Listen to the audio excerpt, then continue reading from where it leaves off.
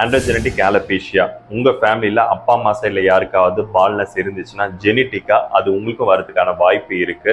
Androgenetic ஆலோபேஷியா இருந்தா PRP பண்றதை avoid பண்ணணும். ஏன் அவாய்ட் பண்ணணுன்றதை பத்தி இந்த வீடியோல உங்களுக்கு எக்ஸ்பிளைன் பண்றேன். பிஆர்பி தெரப்பிக்கு அப்புறமா சில பேஷண்ட்டுக்கு ஹேர் ஷெட்டிங் அதிகமா இருக்கும். அது எதனாலன்னு பாத்தீங்கன்னா இந்த பிஆர்பி இன்ஜெக்ஷன் ஆக்சிடென்டா ஏற்கனவே இருக்க ஹெரிடிட்டரி ஹேர் லாஸை இன்னும் மோசமாக்கி விட்டுரும்.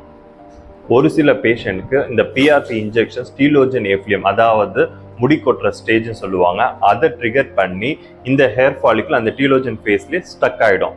அதனால ஆனஜன் ஃபேஸ் அதாவது முடி வளர்ற க்ரோத் ஃபேஸ் சொல்லுவாங்க, அந்த ஸ்டேஜுக்கு மூவ் ஆகாம இது அப்படியே ஸ்டாப் ஆகிடும். ஆண்ட்ரோஜெனடிக் ஆலோபேஷியா இருக்கிறவங்களுக்கு எவ்வளவு டியூரேஷன்ல பால்னஸ் வருமோ அதை விட இந்த பிஆர்பி ட்ரீட்மெண்ட் எடுத்ததுக்கு அப்புறமா அதோட பால்னஸ் சீக்கிரமாவே வரதுக்கான வாய்ப்பு இருக்கு.